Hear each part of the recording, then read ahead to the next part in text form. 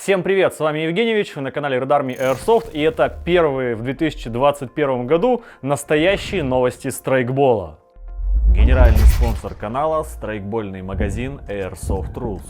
Несмотря на то, что почти полмесяца все производители и магазины отдыхали после новогодних праздников, новостей много, в том числе от российских производителей. Видимо, кто-то не отдыхал. Начать хочу с новостей от российского производителя сертифицированной страйкбольной пиротехники StrikeArt. Они анонсировали сразу 12 новинок и планируют их выпускать весь следующий год, то есть каждый месяц по новинке. Во-первых, это новые сертифицированные 36-мм нарезные выстрелы Москит для страйкбольного подствольника. Принцип действия вышибной, дальность до 160 метров. Обещанный ценник около 150 рублей за штуку. Говорят, что новыми выстрелами будут стрелять все пусковые устройства от StrikeArt, от подствольников до ручных гранатометов, в том числе АГС-17 с лентой. Следующая новинка — это бюджетная страйкбольная граната Пионер в полимерном корпусе а-ля М67. По инсайдерской информации, конструкция новинки будет полностью влагозащищенная с новой системой инициации. При этом стоить она будет дешевле, чем большинство картонок, которые есть сейчас на рынке. Еще StrikeArt, похоже, наконец выпустят свою версию страйкбольной гранаты с активной скобой РГД-5. Ее многие ждали, и, похоже, в 2021 году мы наконец ее дождемся. Еще одна новинка с активной скобой выполнена в пластиковом корпусе, который копирует наступательную гранату Бундесвера ДМ-51. В этом же корпусе StrikeArt решили сделать страйкбольную мину-растяжку. Заметьте, что корпус опять полимерный. Неужели StrikeArt теперь это не про картон? Следующая новинка — это многоразовый ручной страйкбольный гранатомет Пенал. Судя по всему, он будет стрелять всеми подствольными выстрелами от StrikeArt, если в нем, конечно, поменять соответствующий модуль. Наконец, StrikeArt сделают полноценный ручной гранатомет Кастет. Это полноценное автономное пусковое устройство с прикладом. И, насколько я понимаю, в нем также будут меняться пусковые модули. Для ценителей темной стороны StrikeArt выпустят уже обещанный страйкбольный гранатомет АТ-4. Ранее они говорили, что он будет стрелять выстрелами игла, и даже была версия, в которой можно будет зарядить целых 3 иглы. Сейчас также стало известно, что АТ-4 будет стрелять новыми выстрелами Москит. Но что конкретно мы увидим в релизной серии, покажет только время. Следующая новинка, опять же, для темной стороны. Это страйкбольная версия легкого американского гранатомета М72LAW. Помимо выстрелов игла, он тоже будет стрелять выстрелами Москит. Я прямо вижу, как вы сейчас начинаете возмущаться. А есть что-нибудь для светлой стороны?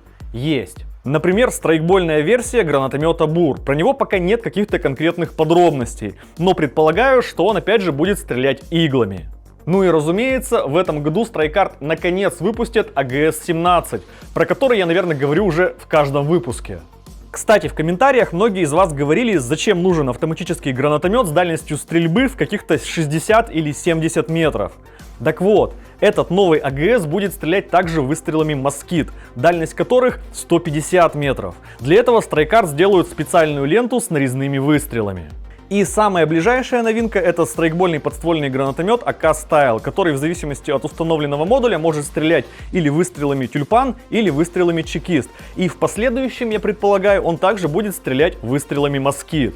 Кстати, АК-Style уже на следующей неделе появится в магазине Бабахи. Если вы хотели его купить, то самое время. Ссылку я оставил в описании. Версия, предназначенная для стрельбы выстрелами Чекист, будет стоить 5400 рублей. Версия под сертифицированные выстрелы Тюльпан — 3800 рублей. На страйкбольном АК-Style выглядит очень неплохо, а издалека его можно даже спутать с ГП-30. Тем временем Тагин намекнули на то, что сделали новую версию МЛ-36, которая будет стрелять 36-мм страйкбольными выстрелами на вышибном заряде. А это значит, что у ТАГ появятся еще одни новые вышибные выстрелы. Скорее всего, новинку от Тагин можно будет посмотреть уже на Страйконе 2021, который, кстати, в этом году будет. В этом году Страйкон будет проходить с 13 по 14 февраля в Москве в торгово-выставочном центре ДВЦ Тишинка по адресу Тишинская площадь, дом 1. Я традиционно вхожу в состав жюри Кубка Страйкона и каждый год посещаю эту выставку. Этот год не исключение, билеты на самолет я уже купил. В этом году организаторы обещают более 40 стендов производителей, магазинов, мастерских, организаторов игр и так далее. Помимо этого, на выставке будут представлены стенды команд, которые будут демонстрировать свое снаряжение, рассказывать про свое хобби и искать новых рекрутов. Еще там обещают шоу Страйкона. Я не знаю, что это такое, но посмотрим. Страшно, очень страшно. Мы не знаем, что это такое. Стоимость билета в этом году 300 рублей с человека. Вы же помните сутулую собаку от G&G, на которую я недавно делал обзор? Так вот, G&G, похоже, только вошли во вкус и решили расширить линейку приводов с магазинами а-ля 9 мм. В этот раз длань творчества G&G коснулась UMP-45.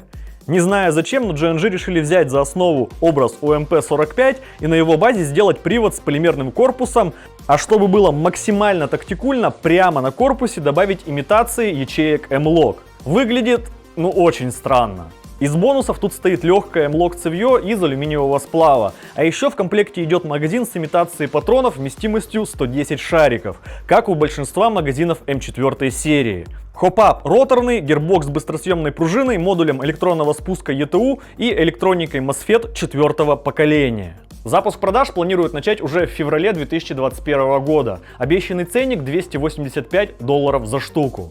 Известный производитель страйкбольного тюнинга компания Maple Leaf наконец начали производство болтовок. Первая их новинка — это страйкбольная снайперская винтовка по схеме VSR-10, которая внешним видом очень похожа на TAC 338. И называется внезапно MLC-338. Зная качество деталей и тюнинга от Maple Leaf, эту винтовку можно смело авансом записывать в конкуренты винтовки Новрича и Mod-24 от Modify. И это еще одна винтовка для страйкбольного снайпинга, которую можно купить из коробки и использовать по назначению. Ложа новинки выполнена из нейлонового волокна. В базе установлен стальной 90-градусный ОСМ, алюминиевый ресивер, ЦПГ, рассчитанная на жесткие пружины, рукоятка взведения из стали, алюминиевая камера хоп-апа с плоской давилкой, резинка X-Range и стволик от Baton Airsoft. Насколько я знаю, эти винтовки уже приехали в Россию, и если поискать, их можно найти в страйкбольных магазинах по цене 53 тысячи рублей за штуку. Кстати, хочу вам сказать огромное спасибо. Благодаря вам и вашей активности мы попали в финал международного голосования Airsoft Player Choice Awards и прошли в 5 лучших сразу в 4 номинациях. Это лучшие неанглоязычные новости страйкбола, лучший блог о страйкболе, лучший видеоканал о страйкболе и внезапно лучшее видео о страйкболе с нашим видео с организованной нами же игры «Заря Арбалет». Прямо сейчас идет финальный этап голосования, и я прошу проявить активность и дожать. В этом этапе ничего писать не нужно, достаточно просто выбрать номинанта из списка, поставив галочку.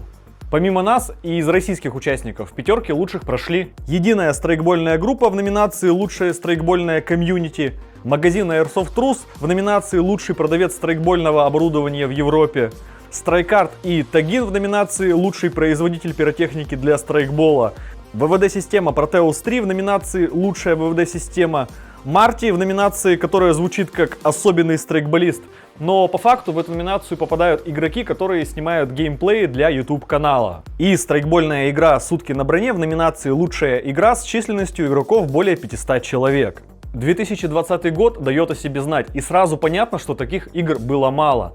Чтобы вы понимали, в 5 лучших попало 4 номинанта. Всего 4, и это во всем мире. Если вы хотите поддержать кого-то из российских участников, чего вы ждете? Ссылка в описании. Чуть не забыл, организаторы голосования традиционно разыгрывают кучу призов среди всех, кто голосовал в любом из этапов. Если вы голосовали и в первом, и во втором этапе, то, по словам организаторов, шанс что-то выиграть удваивается. Как обычно, большую часть призового фонда обеспечила компания Tokyo Marui. Среди призов есть новый страйкбольный привод АК Storm, газовый карабин МК-18 Mod-1 и ГББ-пистолет FNX-45 Tactical Black. Еще есть несколько приводов от фирмы Spetsna Arms и Gunfire и рюкзаки от Helicon. Хорошая новость для девушек, которые увлекаются страйкболом. Компания Cry Precision показали новую линейку полевой и боевой одежды, созданную специально для женщин. Называется G4 Female Fit Line. Что-то мне подсказывает, что в скором времени на рынке появится куча реплик этой линейки. Причем не только с Алиэкспресса, но и от российских производителей. Так было всегда, ничего не меняется. Соответственно, у девушек будет намного меньше проблем с поиском формы для любимого хобби. Похоже, на страйкбольном рынке появился еще один производитель страйкбольных приводов, в этот раз из Канады. Называется фирма Raven Evolution, и первый ее продукт — это серия приводов Raven Elite. Это новые М-ки со своим уникальным дизайном и облегченными корпусами из алюминиевого сплава. Внутри стоит гирбокс второй версии с быстросъемной пружиной, сильный мотор с неодимовыми магнитами, программируемая электроника ETCS и электронный спуск. По заверению производителя, они очень внимательно отнеслись к производству, и можно ожидать очень хорошо собранные привода с точной подгонкой деталей. Линейка состоит всего из двух приводов. Это полноразмерный карабин Type-Zero карабин и укороченная версия Type-Zero CQB. Ценник и дата выпуска пока не называются. Сейчас будет пара новостей про спортивное направление страйкбола, и если это задевает ваши тонкие чувства, то перематывайте по таймлайну вперед. Там будут новости для любителей британских вооруженных сил. Итак, буквально неделю назад открылась регистрация команд на турнир Speedsoft Russia Кубок России 2021, организаторами которого являемся мы.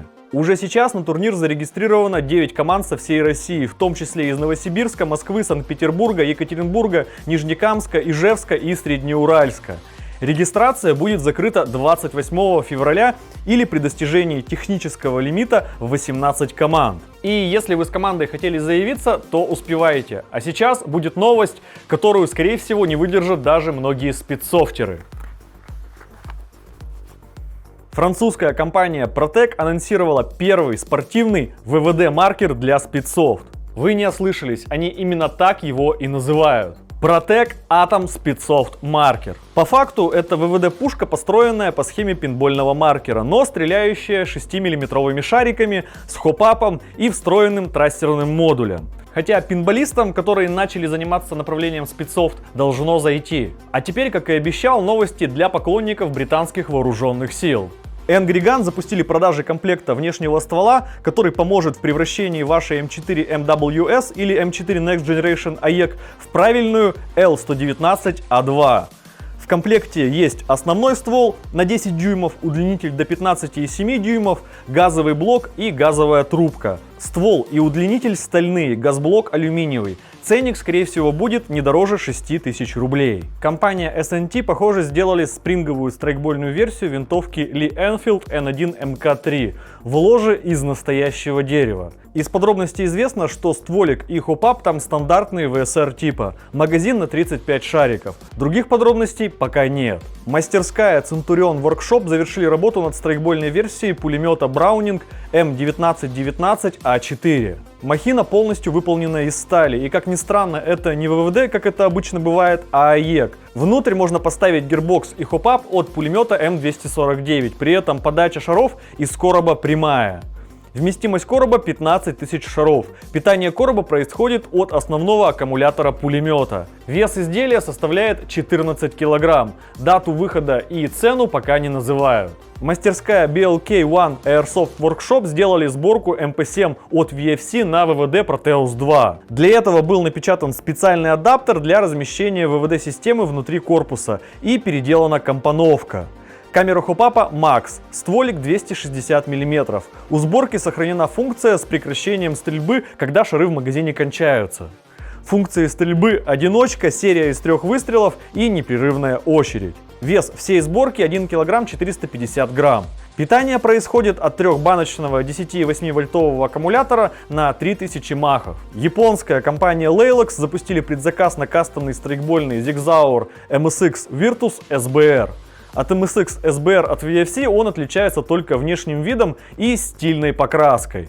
И ценой. Laylox хотят за эту красавицу 50 тысяч рублей, если на наши деньги. VFC решили выпустить ультракомпактный страйкбольный ГББ-пистолет Glock 42 в расцветке Robin Egg Blue.